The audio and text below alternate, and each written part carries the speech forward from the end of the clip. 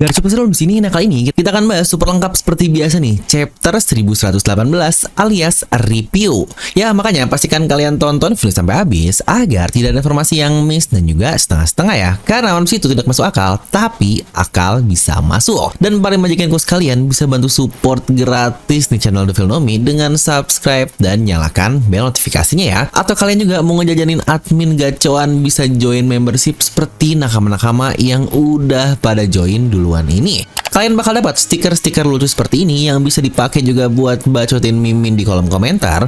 Dan kalian juga akan mendapatkan badges eksklusif yang akan membedakan kalian dengan penonton lainnya. Nah, buat kalian yang pingin mulai dari 10.000 doang, bisa langsung klik tombol join di sebelah tombol subscribe ya. Oke lah, mari tanpa basa-basi lagi, kita langsung saja. Wadaw!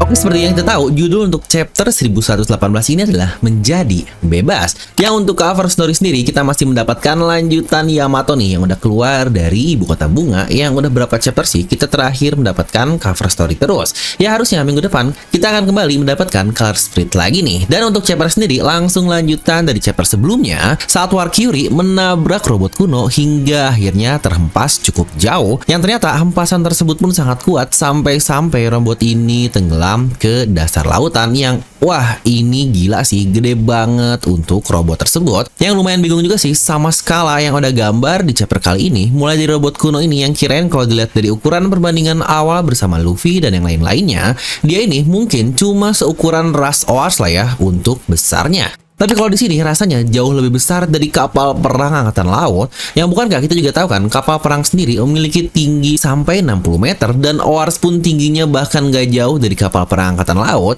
Makanya menurut saya gambaran dari Oda di chapter ini rasanya berkali-kali lipat lebih besar, tapi ya kita masih belum tahu lah untuk perbandingan sebenarnya. Yang ternyata benar saja dari musisi siaran yang ada di dalam robot tersebut masih bersuara, walau ya suaranya menghilang ada, tetapi di sini kita mendapatkan satu kalimat baru nih dari Dr. Vegapunk yang berkata, dan nama mereka adalah, ya mungkin ini cukup berbeda lah dengan translatean kemarin, karena di translatean kemarin kalimatnya cuma and the name was dan bukan their name ya. Yang dari sini berarti bisa diartikan entah apakah untuk satu orang atau beberapa orang, kita masih belum tahu, tapi untuk ini akan coba kita bahas di sesi analisis. Lanjut di sini pun robot kuno tersebut tenggelam sambil terus berkata di pikirannya, "Di mana kau, Joy Boy? Aku ingin takdir kita untuk bertemu, tetapi sekarang kau malah menghilang." Aneh sekali, sungguh aneh sekali. Yang gila sih, tenggelamnya robot ini vibes-nya udah mirip nih kayak Jiraiya pasca dikalahin oleh Pen. Tapi yang menarik, kok dia bilang, aku ingin takdir kita untuk bersinggungan, yang apakah sama seperti Zuni saya, robot ini memiliki kesalahan di masa lalu dan berusaha untuk mengganti kesalahannya tersebut. Makanya sebelumnya dia pula meminta maaf. Yang siapa pula ya robot ini bagi seorang Joy Boy? Karena kalau dari kata-katanya, sepertinya rasanya dia bukan benar-benar nakamanya, makanya di sini dia berkata kalau takdirnya ingin agar mereka kembali bersinggungan. Ya, tapi kalau mau dibilang robot sih rasanya aneh banget ya kalau ternyata dia juga punya kesadaran penuh seperti itu. Ya, next pula di sini kita diperlihatkan panel War Kyuri yang berada di pinggiran pulau pasca menghajar robot tersebut. Dan ini nih lagi-lagi yang saya bilang kenapa skala perbandingan gambarnya sangat berbeda sekali. Karena kita lihat perbandingan War Kyuri dengan kapal angkatan laut yang wah, ini gigantik banget guys, yang gede banget nih. Definisi monster yang sesungguhnya. Dan kita pun lagi-lagi diperlihatkan keadaan di seluruh dunia pasca siaran terputus, dimulai dari suatu daerah nih yang dari bajunya ini kayak rakyat Indian ya. Di situ mereka berkata siaran ini berada di tengah-tengah. Apa ada sesuatu yang membuat siaran ini harus dihentikan secara paksa? Sekarang saya jadi kepikiran apa yang dapat membunuh seseorang sejenius dirinya. Dan kita juga diperlihatkan di daerah Alabasta dengan wajah-wajah yang cukup familiar, di mana perbincangan masih terus berlanjut dengan ada yang berkata, sebelumnya Vegapunk berkata kalau dia punya dosa, tapi nggak mungkin kan pemerintah dunia akan menghilangkannya. Atau malah bisa saja nih. Dan ada yang jawab juga, nggak mungkin lah, ingat apa yang terjadi sebelum semua hal ini terjadi, di mana topi jerami menyandra Vegapunk. Sudah pasti ini adalah perlakuan dari bajak laut sialan tersebut. Dan kita pun diperlihatkan daerah di Whiskey Peak, lokasi dari Miss Monday, Mr. 9 dan juga anaknya. Dan buat yang bingung kok di sini Miss Monday nggak hitam bang kayak di anime, ya lagi-lagi seperti yang dulu saya bilang, kalau di manga nggak ada satu pun karakter yang digambar warna hitam kecuali ras Lunarian doang. Dan di sini pun terdapat percakapan lagi dan ada yang berkata, pemerintahan dunia tidak mungkin kan mereka akan membunuh manusia paling jenius di dunia seperti Vegapunk hanya karena dia melanggar beberapa aturan saja. Dan sini pun Leo sang tontata ya seperti biasalah dia berkata, oh jadi ini semua ulah dari Luffy Land. Yang Rebecca pun sampai kesel dengan jawab, ayolah. Dan buat yang lupa di mana para tontata ini mereka orang-orangnya gampang percaya ya. Jadi ya wajar jika dia memikir secara linear. Tapi bagian menarik dari satu halaman ini menurut saya ternyata rakyat di One Piece pun sudah pada pintar. Walau pikiran normal tentu saja pasti akan menyalahkan Luffy karena di berita terakhir dialah yang menyandra Vegapunk. Tapi ternyata mereka semua juga sudah curiga kalau siaran ini berhenti di tengah-tengah, pasti akan ada seseorang yang secara paksa tidak ingin berita untuk menyebar. Bahkan yang paling menarik bisa-bisanya ada rakyat yang mikir seperti ini. Gak mungkin kan pemerintahan dunia akan menghilangkannya. Irasim yang wow, bukankah ini tepat sekali? Karena bukankah memang pemerintahan dunia alias Gorosei lah yang melakukannya? Tetapi yang menariknya, berarti ada seseorang yang berpikiran kalau ada yang melawan pemerintahan dunia, maka mereka akan menghilangkannya. Ya, jangan lupa juga ya, dari awal siaran Vegapunk ini, dia nggak pernah menyebut siapa pihak baik dan siapa pihak jahat. Dia cuma bilang akan ada orang yang nggak suka dengan siarannya ini dan akan berusaha untuk menghentikannya. Tetapi bahkan Vegapunk tidak menyebut siapa pihak tersebut, di mana pemerintah dunia pun cuma disebut sebagai seseorang yang menang di perang Void Century pasca beraliansi dengan ke-20 negara. Jadi bener-bener nih gak ada indikasi kalau Vegapunk bilang pemerintahan dunia adalah pihak jahat.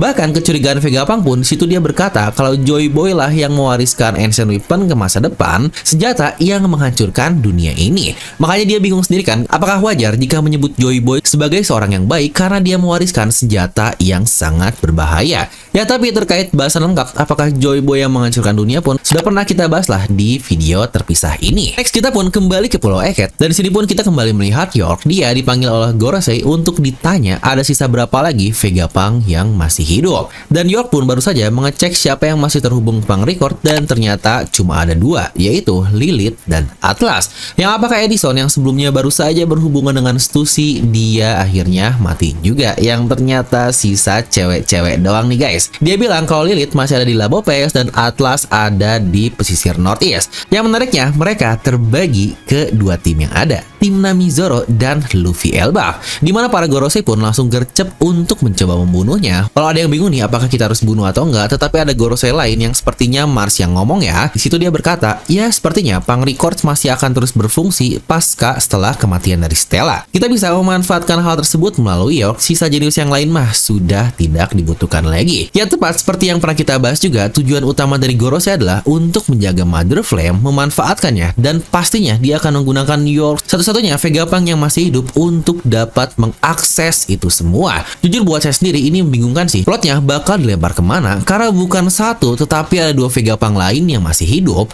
Atlas sang violence dan Lilith sang evil. Untuk York ini dia grit ya definisi semua hal buruk malah masih hidup. Ini mungkin kali ya alasan kenapa orang baik lebih cepat mati yang aduh astagfirullah. Di sini pula kita langsung masuk ke daerah kapal Elbaf di daerah Northeast di mana Dory, Brogy dan Luffy melompat ke kapal yang aduh di sini Bone Cuan langsung manggil Luffy yang dia seneng banget nih. Yang emang Bone inilah the best banget masalah perhatian, suka banget lah saya sendiri sama karakter dari Bone yang emang udah cocok lah pol banget jadi next nakama. Dan buat yang bingung juga sama panel ini kok Luffy terkesan kayak jadi raksasa sih bang dibandingkan Sanji yang terlihat kecil. Lagi-lagi ini cuma masalah perspektif dari gambar doang. Di sini pula kita diperlihatkan Vice Admiral Doll dan Blue Grace yang ternyata diubah jadi anak kecil oleh Bone. Yang bahkan mainan Vegapunk pun dibuat jadi cilik yang anjir ini lucu banget. Mereka benar-benar ngerasa hopeless padahal punya banyak kapal perang tetapi tetap nggak bisa ngelakuin apa-apa untuk mengejar satu kapal raksasa doang. Ini emang gila banget sih. Kapal perang itu bahkan lebih dari 100 loh yang datang ke Pulau Egghead dan mungkin untuk daerah Northeast ya sekitaran puluhan lah. Tetapi tetap saja itu semuanya adalah kapal perang dan kapal Elbaf cuma ada satu doang, literally satu doang. Tapi mereka bahkan nggak bisa ngapa-ngapain untuk menghajar kapal tersebut. Yang bukankah satu raksasanya saja sudah bisa memporak-porandakan kapal marin dengan sangat mudah? Yang pantas saja kan kenapa mereka sangat takut sekali dengan ras Elbaf, ras raksasa, karena fodder-foddernya atau karakter biasanya aja udah sekuat itu. Apalagi Apalagi karakter topnya seperti Dory dan Brogy.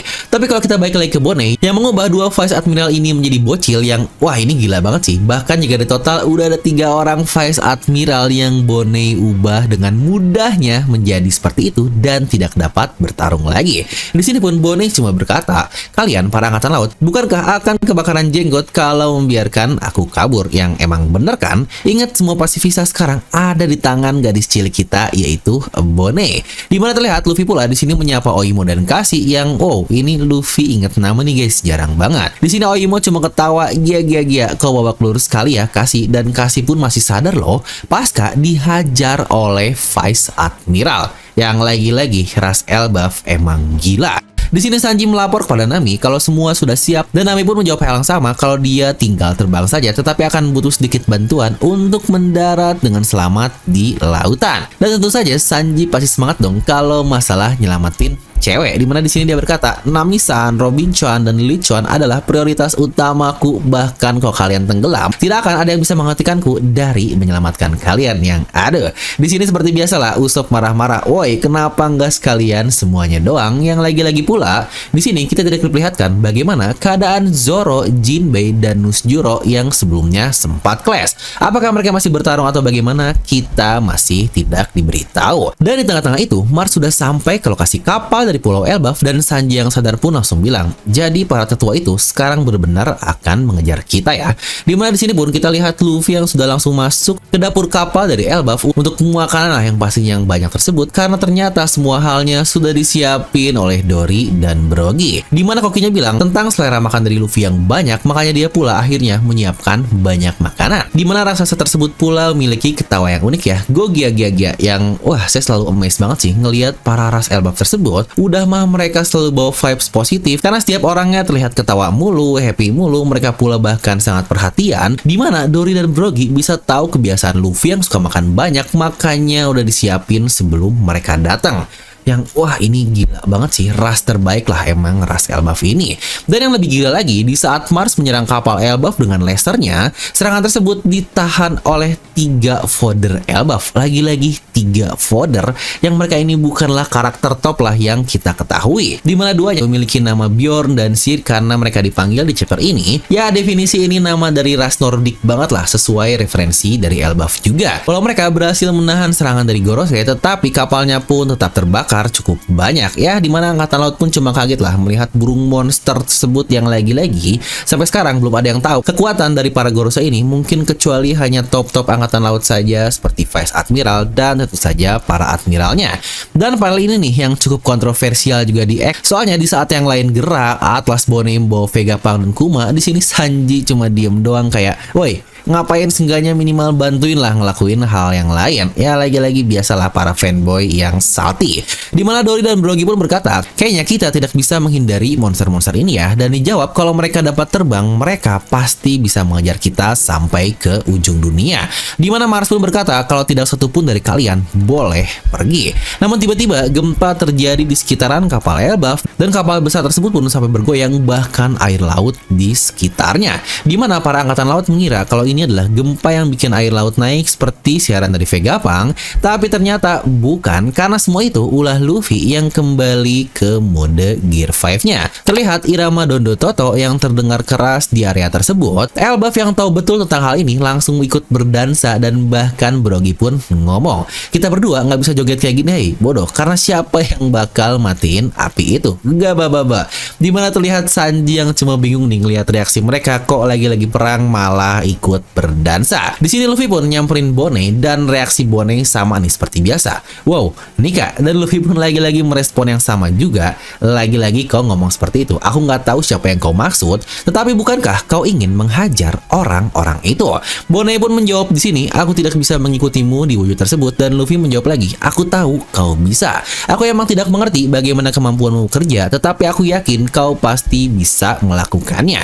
Di sini pun Bonnie mengingat kembali momen ketika dia dia bertemu Luffy pertama kali dan saat menanyakan apa-apaan wujudmu di poster Bonney tersebut. Yang lagi-lagi itu untuk poster nikahnya, dan situ Luffy menjawab kalau itu adalah dirinya ketika dia benar-benar merasa bebas. Dari situlah Bonney akhirnya mengeluarkan kekuatannya. Distorted Future, berikan aku masa depan di mana aku merasa bebas. Dan inilah pula yang menjadi judul dari chapter kali ini, yaitu merasa bebas. Yang menarik ya, kita diperlihatkan Kuma yang cuma bisa menatap nih, dan ada flashback saat dia di depan makam Jinny dan berjanji kalau dia akan menjaga Bonney sampai besar. Yang menariknya, seorang mantan budak yang hidupnya selalu dijadikan budak bahkan sampai akhir kehidupannya, di sini dia akhirnya melihat anaknya langsung dapat hidup dengan bebas, literally free seperti Nika. Karena di sini pun akhirnya kita melihat Bonney benar-benar berubah menjadi Nika secara 100%. Di sini Luffy cuma ketawa di sampingnya. Ya, aku tahu kau bisa melakukannya, Bonney.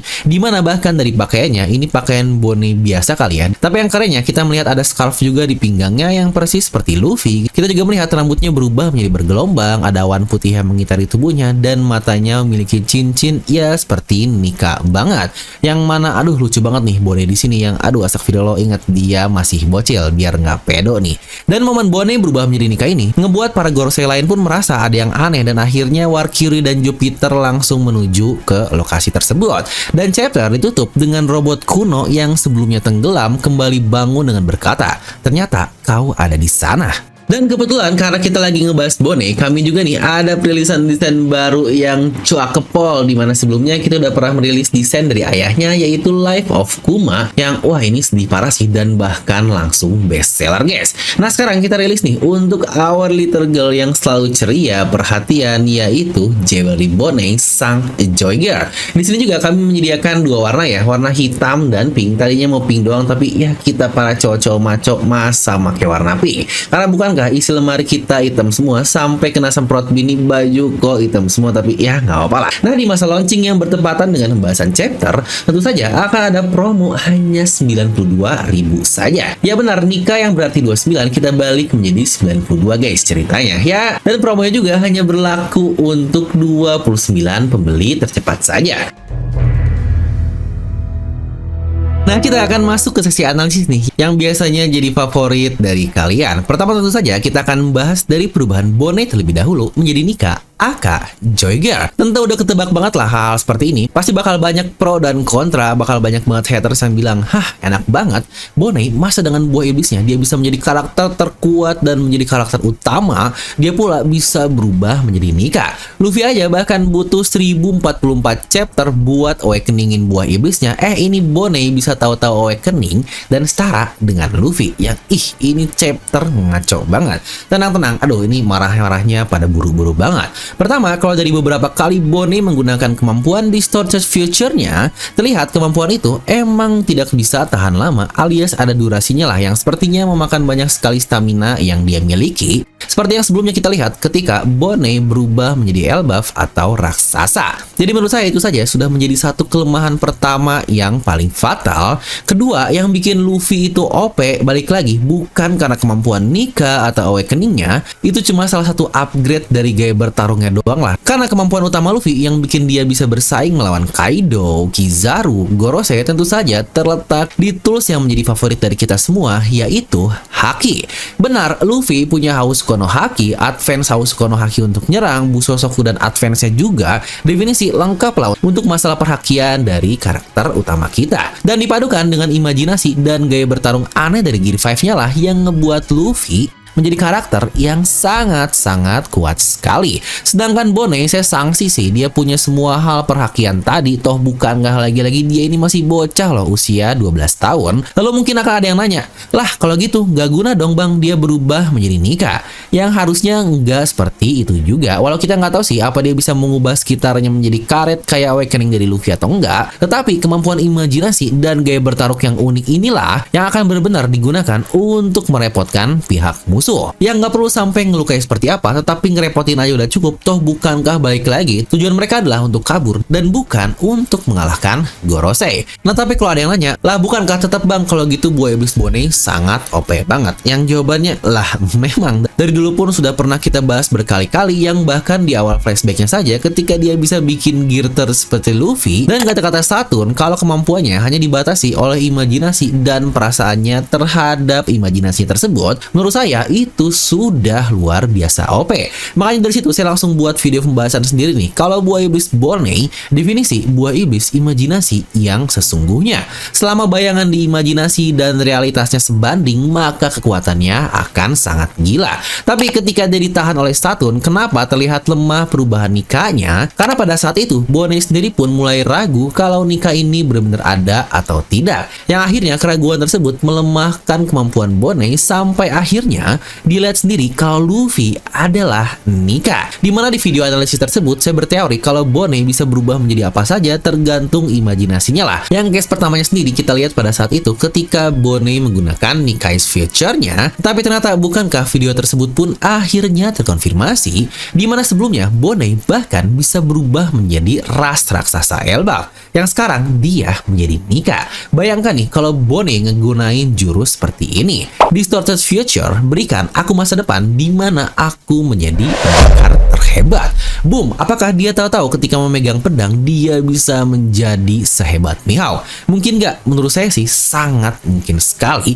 Jadi Nika aja, toh bukankah dia bisa? Dimana kata-kata Distorted Future-nya dia bisa mainkanlah sesuai imajinasinya. Berikan aku masa depan di mana aku menjadi dewa, berikan aku masa depan di mana aku menjadi seseorang yang sangat kaya atau apalah. Ya ini lagi-lagi masalah imajinasi doang. Itu loh kenapa di situ saya bilang kalau ini bisa menjadi buah iblis terbaik yang definisi terbatas hanya di imajinasinya saja. Selama ini kita emang diperlihatkan kalau buah iblisnya berhubungan dengan usia, dimana bisa menjadi tua, menjadi bocah, dan nama Toshi pun yang berarti umur. Tapi apakah benar jika itu adalah nama asli dari buah iblisnya? Karena di case dari Bonney dia disebut Toshi ini hanya karena ada orang tua yang membaca buku buah iblis dan melihat Bonney yang bisa mengubah umur sesukanya. Tetapi apakah jangan-jangan ada nama yang lain? Karena menurut saya dari konsep Distorted Future-nya aja udah kayak Awakening sih. Dia ingin manipulasi masa depan sesuai dengan imajinasinya, yang apakah mungkin juga nih dia bisa memberikan masa depan kemampuannya itu atau Distorted Future-nya kepada orang lain. Yang tahunya nih semua kru malah diubah menjadi Nika, yang wah menurut saya sih malah jadi nggak keren, karena ya jangan kayak Naruto lah dimana semuanya malah mendapatkan kekuatan Kurama kayak jadi tidak eksklusif. Tapi ya atau bukankah Vegapunk sendiri pun bilang kalau buah iblis diciptakan karena imajinasi orang-orang di masa lalu yang ingin akan sesuatu. Imajinasi adalah buah iblis Bonney, dan mengubah imajinasi menjadi hal solid atau mengubah hal intangible menjadi tangible, bukankah itu kemampuan ayahnya alias Nikkyu no Mi, yang lagi-lagi semuanya semakin berhubungan. Tapi ya lagi-lagi bahasan lengkap untuk hal ini sudah saya bahas lah di video sendiri, yang biar nggak kemana-mana, dan kita akan analisis kembali apa yang ada di chapter ini. Lalu juga rasa penasaran kedua saya pun terletak dari robot kuno yang mulai bergerak lagi setelah kemunculan dari Nika. Kayaknya dia bukannya mati kali ya selama ini, karena dia emang nggak mau ngapa-ngapain lah sampai adanya Joy Boy. Makanya ketika ada Joy Boy pokoknya dia langsung bangun, dia langsung bergerak. Tujuannya hanya ingin bertemu atau bahkan bersinggungan saja dengan takdir dari Joy Boy. Tapi yang menariknya, apa bergeraknya dia juga ada hubungan ya dengan perubahan dari Bonney menjadi Nika di chapter ini, yang ini sebenarnya cukup menarik. Dan terakhir kita akan bahas sedikit kata-kata Vegapunk yang banyak ke-skip oleh orang-orang, dimana ada satu kalimat tambahan yang berisi dan namanya adalah. Yang ini pun masih ada beberapa translate ya, mulai dari their name yang berarti jamak atau namanya adalah yang merujuk ke satu objek atau plural, yang lagi-lagi kita harus menunggu versi legalnya seperti biasa di Manga Plus hari Minggu nanti. Ya walau sebenarnya banyak juga sih kesalahan translate dari Manga Plus yang akhirnya untuk saya sendiri biasanya ngelihat Twitter lagi, dan biasanya orang Jepang sana langsung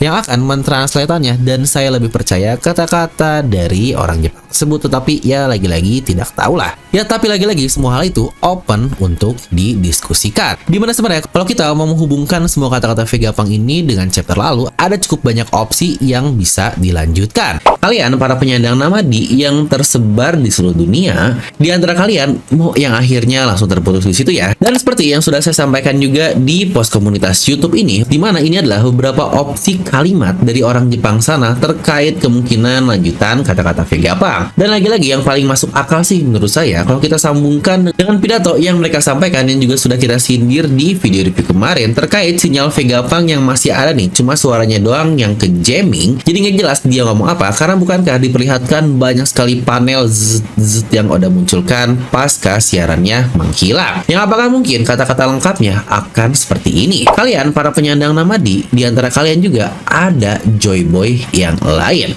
Dan kalau kita lanjutkan dengan chapter ini, maka akan berlanjut juga, dan nama orang itu adalah yang bukankah ini akan menjadi reveal atau pengungkapan yang sangat wadaw sekali. Yang jelas sih kalau Vegapunk sampai berani nyebut nama, ya walau kita dari sisi pembaca sih mungkin bisa aja dengan jelas bilang kalau orang itu sudah pasti adalah Luffy selaku karakter utama kita. Tapi entah kenapa nih saya pribadi rasanya kurang srek kalau Luffy lagi yang kesannya dia mendapatkan full privilege. Yang bakal menarik sih kalau Vegapunk malah menyebut nama Bone, karena bukankah seseorang yang tiba-tiba menjadi highlight di chapter ini juga dan bahkan menjadi nikah juga, dia adalah Bone. Tapi terkait kata-kata Vegapunk juga di chapter ini pun bisa mengartikan hal yang lain dan bukan ngomongin nama orang. Karena kata-katanya adalah the or that name is, yang bisa saja ini melanjutkan kata-kata terakhir Clover yang tidak kita dapatkan ketika flashback dari Ohara, yaitu ketika dia akan mengatakan nama dari kerajaan kuno. Jadi lagi-lagi kalau kita sambungkan semua dengan pidato terakhir Vegapunk, kalian para penyandang nama di luar sana, di antara kalian juga bla bla bla bla yang ini kosong, yang mungkin isinya adalah kalian adalah keturunan dari kerajaan kuno tersebut, dan nama kerajaan tersebut adalah yang bukankah ini cukup nyambung juga nih dengan beberapa kalimat miss yang terjadi ketika sinyalnya menghilang. Yang kira-kira nih, apakah Oda masih akan melanjutkan hal ini atau bakal dipotong persis seperti di Ohara lalu? Yang jujur kalau saya sih rasanya mending dilanjut aja ya, karena kalau motong yang persis kayak di Ohara kayak sama gitu diulangnya di hal itu lagi. Tetapi coba tuliskan ya pendapat kalian seperti apa. Dan untuk chapter ini sendiri menurut saya lumayan lah ya, karena ini termasuk chapter yang sangat singkat. Kita hanya mendapatkan 13 halaman doang. Plotnya juga nggak banyak karena hanya difokusin ke keadaan di sekitar Elbaf dulu. Jadi akan saya kasih nilai 8 dari skala 10. Yang menurut kalian berapa? Coba tuliskan untuk chapter ini di kolom komentar di bawah. Dimana mungkin beberapa hal yang masih belum tahu mau dibawa kemana menurut saya sendiri terkait Kuma dan Vegapunk atau Stella. Dimana Kuma dan Vegapunk yang seharusnya udah mati tetapi benar-benar dijaga oleh mereka, atau dalam kata lain oleh Oda. Apakah akan ada plot menarik nih yang Oda tunjukkan dari kedua karakter ini? Kuma yang seharusnya sudah masuk ke mode koma atau mode vegetatif, dan Stella yang seharusnya emang udah mati lah, tetapi kita masih belum tahu terkait pang record dan semua hal tersebut. Dan terkait sekarang juga nih, kita kebagi menjadi 2 tim atau bahkan bisa menjadi 3 sih, dimana tim pertama adalah tim Atlas bersama dengan Elbaf dan Luffy, dan tim Nami bersama Lilith yang entah apakah Zoro dan Jinbei pun bakal ikut atau enggak. Karena kalau kita lihat pola yang paralel dari Egghead ini bukankah mirip sekali dengan arc dari Sabondi, dan akhir dari arc Sabondi bukankah kita lihat di situ mereka semua akhirnya terpencar-pencar. Yang cocok juga sih kalau akhirnya nanti mereka akan terpencar dan terbagi menjadi 2 tim, karena toh bukankah 2 satelit juga yang Oda berikan masih hidup terbagi ke 2 tim tersebut yang akhirnya akan menjadi cabang. Tapi ya nggak tahu lah pola pikir Oda akan seperti apa. Tapi lagi-lagi coba tuliskan menurut kalian akan dibawa kemana plot dari kedua tim yang sekarang terlihat terpisah. Nah jadi itulah untuk video review lengkap yang seperti biasa di channel Devil Nomi. Buat kalian yang merasa terhibur atau mendapatkan insight bisa langsung like dan bantu subscribe-nya. Atau kalau kalian mau lebih bantu lagi bisa bantu super thanks guys. Yang hitung-hitung biar makin semangat nih untuk kontennya. Dan seperti biasa like aja video ini kalau kalian suka, dislike aja kalau suka, share video ini ke teman kalian. Gue Devil Nomi pamit and I'll see you guys next time.